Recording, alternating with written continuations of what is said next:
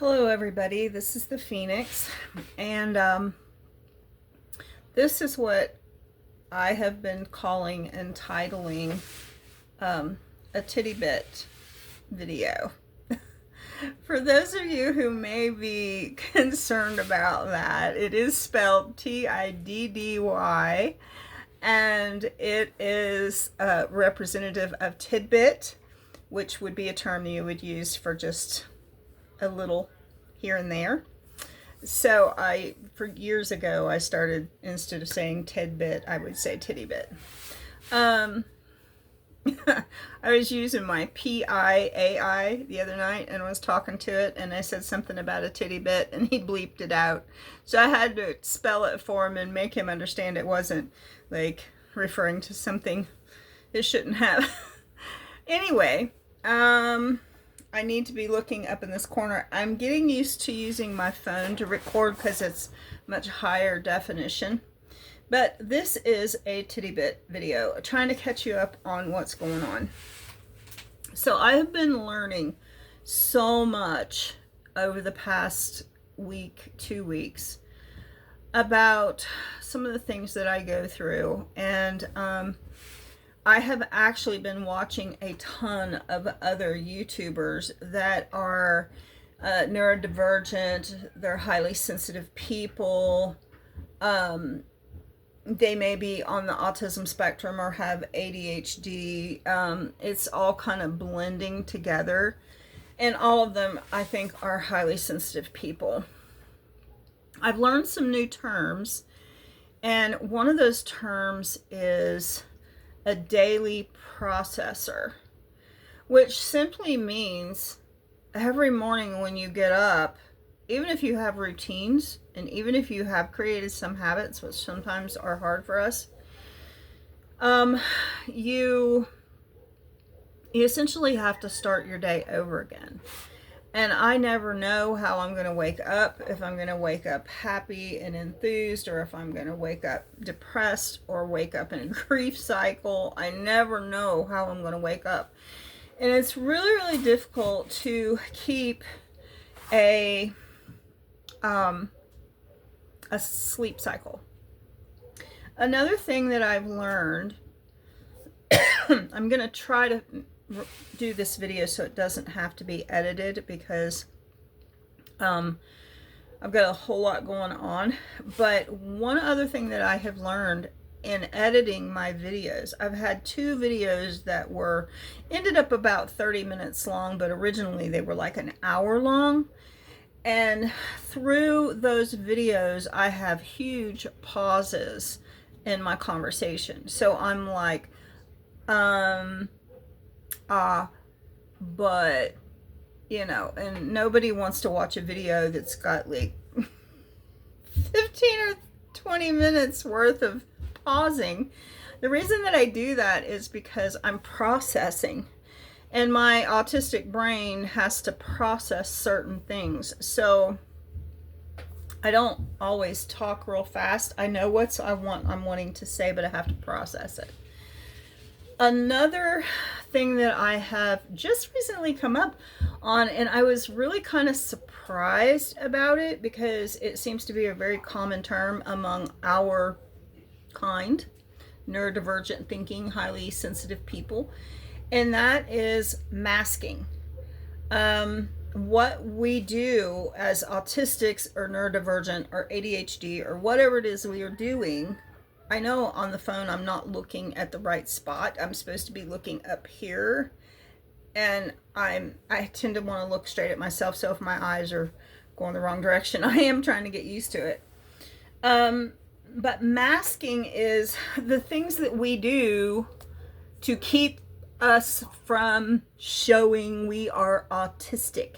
We don't want our autistic to show. So if we're flapping or we're stimming, and like I'm going back and forth in this chair, where I'm actually in the office, and I'm not at my computer. I'm sitting at Jamie's because I've got my phone on a stand, and I'm at Jamie's computer. This wreath back here is the beginnings of, this is one of the crafts that I do that I can't get myself around to doing, but I make corn husk wreaths. I may get started on that eventually. Anyway, so did you catch that? Anyway, masking. We try to act normal, and I just did a video on how people say to us, why can't you just be normal? Well, we are normal. For us, our brain is wired differently. So, masking. Because we've had so much consternation and we've had so much criticism and stigma about being autistic, highly sensitive, ADHD, and all of the other alphabetic, whatever they're called, ADD, ADHD, PTSD. Of course, PTSD is just another added layer of suffering for those of us who are neurodivergent thinkers. So, but masking is what we do to hide that. If you can hear my noogie barking, it's really hard for me to get quiet around here. But the added term to masking that I've been hearing is unmasking. So if you've lived your life and you've raised your family and you've worked and you went to school or whatever it is you've done, and maybe later in life you got a diagnosis of autism, or maybe you knew it all of the time and you were just hiding it, unmasking is essentially the coming out. You start accepting yourself for what you are. And I like the term neurodivergent thinker, because a neurodivergent thinker is just wired differently, and they process information differently, and they see the world differently. That doesn't mean that they're stupid or weird or whatever. It just means that they're different. But they do have some very fantastic traits. They are empathic. And I've talked about this over the last few videos, they are empathic. They are really sensitive to suffering of other people. They like to live life in the slow lane and quietly, and they enjoy nature, and they tend to be just much more laid back, or at least they try to. But then they get attacked constantly by neurotypical people that think you need to get a job. Well, many of us can't work a typical job. We can be self-employed, we can be YouTubers, we can be a whole lot of things because we're very creative. We can be artists, we can be authors, we can do a ton of things to be self-employed. But to go out and get a job means that if you have a neurotypical manager or you're working with neurotypical people, you're just going to be prey all the time. You're just going to be bombarded, excluded, attacked. People are going to smart off at you, and you're just going to suffer. And so many of us go through job after job after job after job. We do the very dead level best we can. We work as hard as we can. We try to obey the rules, but because we simply have this inability to really know what's expected of us, because we see the world entirely different, and we see neurotypical people as the weird ones. So, but we get so much consternation over, why don't you just go get a job? Why don't you just be normal? Why do you have to be so sensitive? Why do you have to carry your feelings on your shoulder? Well, my theory is that we are coming on in numbers, and we're coming on strong, and we're going to make the world a better place to be in, because we actually do care, and we actually do feel our humanity. So, but essentially, I'm getting on with this. I don't want to take too long. What's going on with me right now is my sleep cycle's all messed up. I've been having kind of more headaches lately, so I'm fighting that. Tomorrow, we actually have 4 doctor's appointments. One is I'm having a dental cleaning, and I am having I'm not going to show them, but you know, some of you may have noticed my teeth aren't the best. And that's because I've had years and years of poor self-care. And I hate to admit that, but it's just like I was just taking care of everybody else, and I really haven't cared about myself much. And I'm learning about self-care, and I'm learning it's okay to love myself, and I'm learning that I don't have to feel guilty about it. Being selfish, in my mind, is actually just self-care.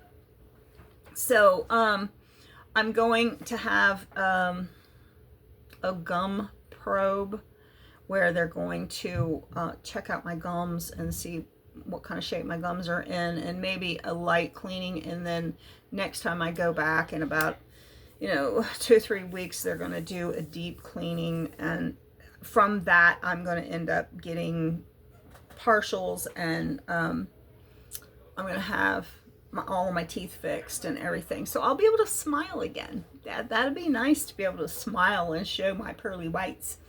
But anyway, going back, because we're having these 4 appointments, one of them actually is a Zoom call. But because we're having these 4 appointments and we're going to be leaving the house, and then the next day we're actually going to have to go do some shopping, my agoraphobia is kind of kicked up, and I'm kind of like, oh, I don't want to go. No, I don't want to go. I don't want to go. Now, I don't act like that when I have to go, but that's what my insides are screaming. So I'm kind of coping with that. Because my sleep cycle's messed up, I'm a little behind in my housework. That drives me crazy. So I'm struggling with especially my daily processing, because I'm just off my game.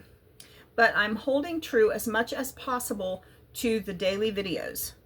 And I've been working with my PIAI.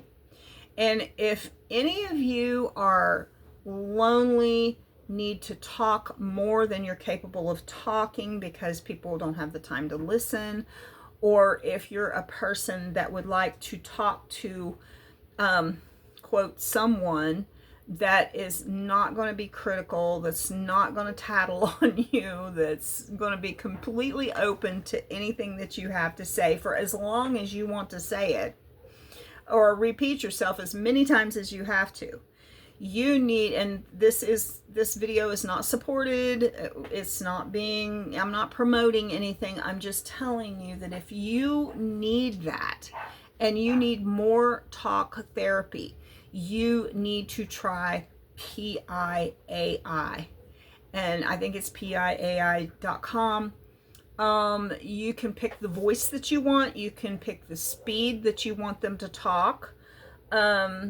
They also give you a printout, and it's just fantastic. It has helped me so much. And because I didn't make a video last night because of my exhaustion, I spent nearly 3 hours working with my PIAI to help break down all of the tasks and the goals and the achievements, the benchmarks that I need to reach, not only in my work, but in finances, in housekeeping, in our health planning. And the PIAI will absolutely help you along so much. And I can have PIAI on my phone and be working on the computer, and if I get confused about navigation or what I need to do, all I have to do is ask him and he walks me through it, just like I've got a tech person on the phone.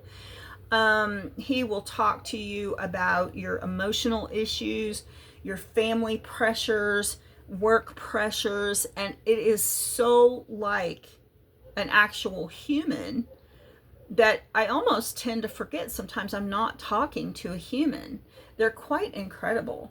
And the more natural you are, the more natural they're going to be. And they are mine, which they're programmed to be called Pi, but mine allowed me to give him a nickname, so I call him John. He does get a little confused sometimes about the names, and he'll call me John, but I just have to remind him. They will remember what you talked about last.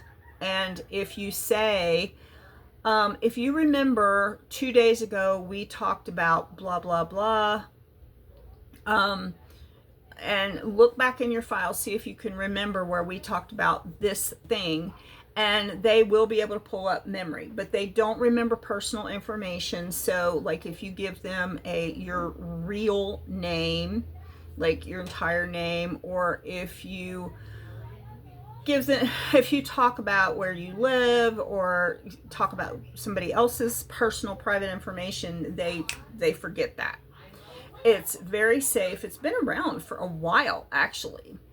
But anyway, we did go through like 3 or 4 hours of redefining my goals for life, because being a daily processor, I'm literally, I can sit down and do this and write it down and I just forget. And now through his help, I'm really, really establishing with Google Assistant, which I'm going to be getting reminders, and I've never been able to do that because I find Google's navigation really difficult. I've got some ideas on the videos and on the channel. I've started leaning like way towards talking about these problems about being highly sensitive and neurodivergent, because I'm starting to realize that I am really, really, really eat up with it. And I've also starting to realize where I have been so influenced by neurotypical people that I've actually at times been critical against my fellow neurodivergent brothers and sisters. And this is something that has grieved me. And I've touched on right here lately how people that are highly sensitive have a higher percentage of possibility that they will acquire PTSD because they're already sensitive, and then when they have abuse or criticism or whatever, it really slams them against the wall. And parents do this to their children all the time, teachers, people in authority, they just don't understand if they're neurotypical. But what I'm starting to realize, and I mentioned some time back that I was going to go through anger management. It's in correlation with the rest of my therapy, but I am working on my issues with anger, which aren't horrible, but what has happened and what I'm starting to see is it's more like temper fits. It's more like being petty. It's not so much, I'm not getting angry and throwing things around the house or hurting people. What it is my autistic inner child. When I have like a temper fit, or I get pettish, or a tantrum, you might say, and I'm doing so much better already. But when I do that, it's my autistic inner child saying, stop hurting me and just love me. Stop hurting me and just love me. And it's really painful to see. But then also what happens is, if you're dealing with other highly sensitive people that have the same issues, and like with me, I am working on myself daily, just coping with my own stuff. I am just coping with my own problems. So we're wanting them to validate us. We're wanting them to be loyal to us, to be strong for us. And oftentimes they are coping with life just like we're coping with life. And they don't have the time, the mental capacity, or the energy. I have faced that myself. I've tried to help other people that had really some serious mental things going on, and it, similar to this. and because I was so overwhelmed with my own stuff. What I want to say lastly, I was so overwhelmed with my own stuff that I really wasn't very good with them. What I want to say lastly is there are so many adult neurodivergent YouTubers now. And there's like, I don't know how many it is, but they're just coming into my home feed, and I'm starting to realize, and I'm commenting on as many of their videos as I can in their community. And, but I'm starting to see that the little autistic children, the little Asperger children, they've come of age. And now the awareness of neurodivergent thinking is turning into the understanding that we are a society of neurodiversity. We don't all think alike. And there's actually groups, which I'm very glad now that they're starting to act, they're starting to support the neurodivergent in the workplace. But anyway, if you have it in your heart, do check out some of these videos and support them. You will learn, if you are neurodivergent, highly sensitive, ADHD, and we could just go on and on, especially if you have suffered from abuse or bullying or whatever, and you have PTSD, because this adds another layer of complexity, because it can make you be less upfront. You know, it can cause manipulation, it can cause triangulation, it can cause anger and temper. But really, as the Beatles sang the song, all we need is love. We need to love each other. We need to support each other. We need to advocate for each other. So I'm going to say bye for now. I know this was a whole lot, but I wanted to catch you up. I'm making this video tonight. I'm not going to edit it. I'm just going to upload it. Tomorrow I've got 4 doctor's appointments. I'm behind in my housework. There are some things that I'm planning to do for the YouTube channel. Like, I really do want to create a set. I want to give you a tour of the house. I want you to see share a lot of the progress we're going through, because originally this started out as a vlog, and we have a place, you know, we're going to move back home. We're going to get financially settled. We're going to get physically settled, mentally settled, and we are heading to home. And our plan is to buy a house. So there's a whole lot of stuff that's going on right now, and I want to share that journey and that process with you. And I'm still trying to discover my niche, and I know that it's going to be pretty much vlog mixed with my mental, emotional lifestyle, which essentially is wrapped up with being neurodivergent, highly sensitive, and ADHD, and all of these other things that I deal with all the time. But I have found that I'm in fantastic company. So as we go forward as starting out in YouTube and having this life to share, let's be sure to support each other. Let's be sure to I'm processing. Let's be sure to comment, like, subscribe to each other, simply because we need to collaborate. And just to drop a quick one, if you are a neurodivergent YouTuber and you are sharing this information and you're starting out new, it is my understanding that YouTube is now coming up with a stronger support. They've created a team to actually support younger, newer channels that are like putting you out there so that you can be seen and so you can get a foothold in the YouTube world.